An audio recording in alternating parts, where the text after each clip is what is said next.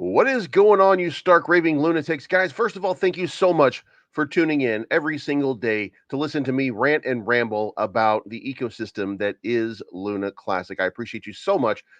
Hit the like button, hit the subscribe button, the bell to be notified of future content. Make sure that you leave a comment on the video. That helps it trend a whole lot more. Yesterday, we only had a few comments, which ended up causing it not to push up in the algorithm. But guys, if you could leave a comment letting me know that you are a Luna Classic supporter, that certainly would help me out. Also, let's talk. I'm going to give you some information today, and it is a subjective article, but the article is coming from CoinGape, and I do want to preface that because, and I want to quantify that because CoinGape is the company that a couple days ago deceived a lot of us with their article about the US government being involved with Luna Classic Lab, which is LUNC Predator. And I just assumed there must have been a Luna Classic Labs that popped up on the radar. I had no idea that it was just LUNC Predator that they were talking about. Real crazy stuff. So we're going to get into this article. We're going to look at it real quick. But then after that, we're going to talk about price action, stuff like that. We saw a nice rip yesterday, but now we're on a profit-taking dip. And I want to call it a profit-taking dip because I don't see any reason otherwise. And I want to point out that we are still holding on to that zero by a lot. So pretty good stuff going on right now, but let's check it out. And you guys let me know if you agree with me. Now, first up, this is the article, and the question it's asking is Terra Classic and USTC prices to double after the Binance burn. Now, folks, tomorrow, Binance will be doing a burn, and it should be noted that of the burns that have happened, $40 billion, 40 billion LUNC have been burned so far in the process, 76 billion total in the entire Terra Luna Classic ecosystem, which means that Binance is by far the number one burner. And with all of the activity over the last few days, it stands to reason that there's going to be a significant burn that we're going to see tomorrow. Now, when we see that tomorrow, and the people who are now investing, the neophytes, the people coming in now, when they see that, the question is, will that double the price right now? Take it to, let's call it 302, maybe 22.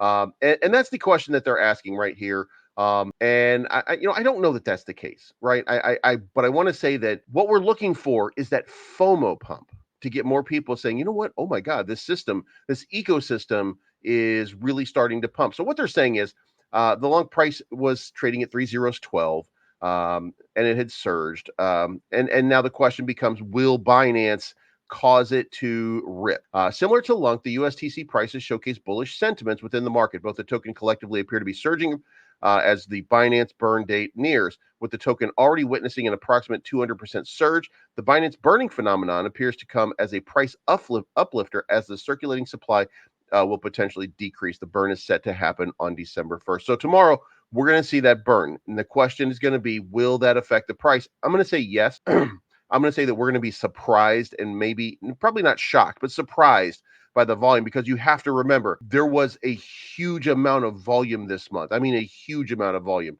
In fact, Luna Classic is number one, I think, in the entire IBC ecosystem in Cosmos by a long stretch. I mean, by a lot. So I get a feeling that we're probably going to see a nice little rip here. Also, there is a proposal from Phoenix Pinion, hasn't come up yet for an actual vote, but he's looking to open IBC transfers with USDC from Noble and USDT from Kava, and give these tokens a proper denominator symbol so they can easily be found within the explorers. Just trying to bring more tokens into the ecosystem. So go read through it. It's still in Commonwealth. It hasn't come up for a proposal yet, and that'll be your opportunity to go check it out and see what's going on.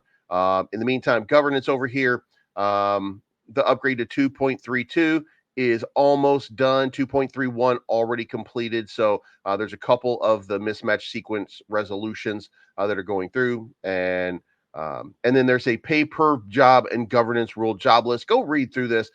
Decide on this. A monthly compensation model grants developers a consistent sense of financial security. It relies on a broad roadmap that might be subject to changing of the quarter pressure. A suggestion is to introduce a pay per job approach. So somebody out here is trying to go with, and by the way, a lot of support for it, that they don't want to hire a dev team, that they just want to do this on, if we need something done, let's just pay the person to get something done. Reasonable proposal, but if the system or the chain goes down, what do you do? There's a lot of questions that have to be answered in this regard.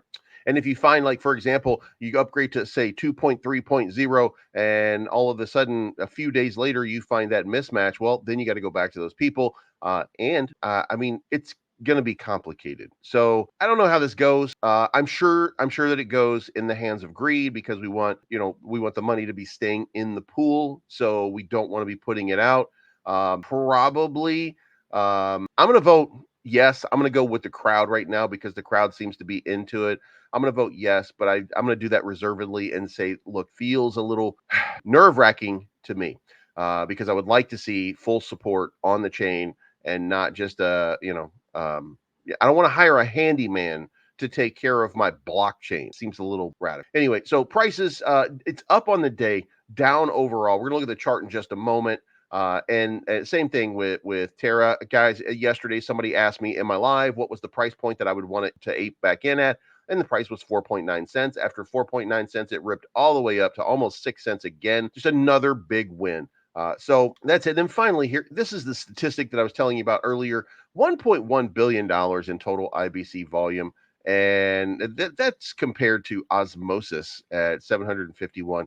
There's just not a lot with these guys. It's this is there's a lot of volume here. It's a lot going on. So chart, as far as the chart goes, there's been a rip to the downside that's happened over the last few hours. A lot of sell-off happening in the Asian and European markets in the overnight.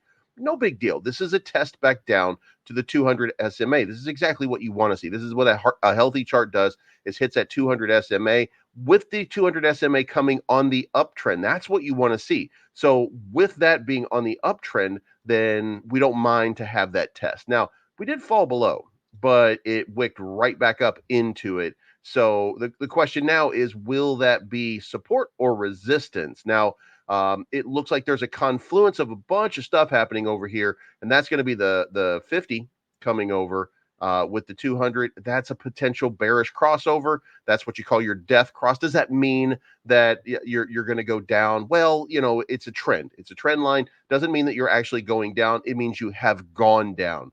By the way, let's remember that the SMAs are lagging indicators. So could also be a signal that there could be an uptick coming in the very near future, because once these things cross over, it depends on how investors respond. If the investors respond well, then it could cause a reversal and a big tick back up. Now, remember, the 50 moves a lot faster than the 200 on these charts when you're looking at it. So if we get a nice little rip up here into this range, then you'll see this thing start to go like that, while this goes up a little bit slower, and we'll see a little separation from where it should have gone. And then maybe we're off to another big rally. Again, lagging indicators will do that. But you did see right here a massive squeeze happen a few hours ago. And when that squeeze started to happen, you knew something was going to happen. You're going to break one way or another. And it did break to the downside, but it immediately got bought back up. That's a bullish sign. Now, you don't like to see the price come down. Obviously, everybody wants to see only go up, but that's not the way that it works. Profit taking along the way. And this kind of matches out where, look, if you come down here and you look where you've kind of turned your bottom support line, right? Bounced off of that bottom support line and come back up. So now we're looking at breaking the resistance. We've got two tops over here. Now, that's not a double top. That's not trending in the upward fashion, but the settlement is trending in the upward fashion. So I'm going to call this a very bullish chart right now. And in fact, remember, this was we said this was going to happen here, and of course we were right. We got the breakout. This was originally down here, by the way. So now is this next one going to rip again? Well, we dumped down here. We tested these lower waters. We rejected that, came back up. Now we're back in that same trend line, that trend area. So now it just comes to pass that perhaps we're going to make this move finally. And if we make that move finally, then we're looking at 13, 14, 1500 as the price going forward. And then we start to have retracements. We're going to retrace down here to the top here at around 1300. So if all this plays out and it plays out the right way, then guys, we are on our way. So let me know what you think in the comments down below. I get the sense, I get the feeling that we're about to have another big rip, and the revival is underway. It's here. We still need some clarity on repeg. We still need some clarity on how all of this is going to be doing, the spread pay on the USTC, if that's going to be something, how we're going to get this repeg done. Remember, it feels at this point like we've slow walked it, but the programming takes time. Getting this stuff done does take time. So Let me know what you think in the comments down below. Are you looking forward to the repeg? Because I'm super excited about it, and I hope that you are too, because I do think that that will start to change the entire dynamic once we see those first big burns coming through and we start to see data coming through and showing that we're burning significant supply. I think that everything about this ecosystem is going to get crazy. It's not financial advice. My name is Bleav. I'm always right. Thank you so much for tuning in. Appreciate each and every one of you, and we'll talk to you again very, very soon.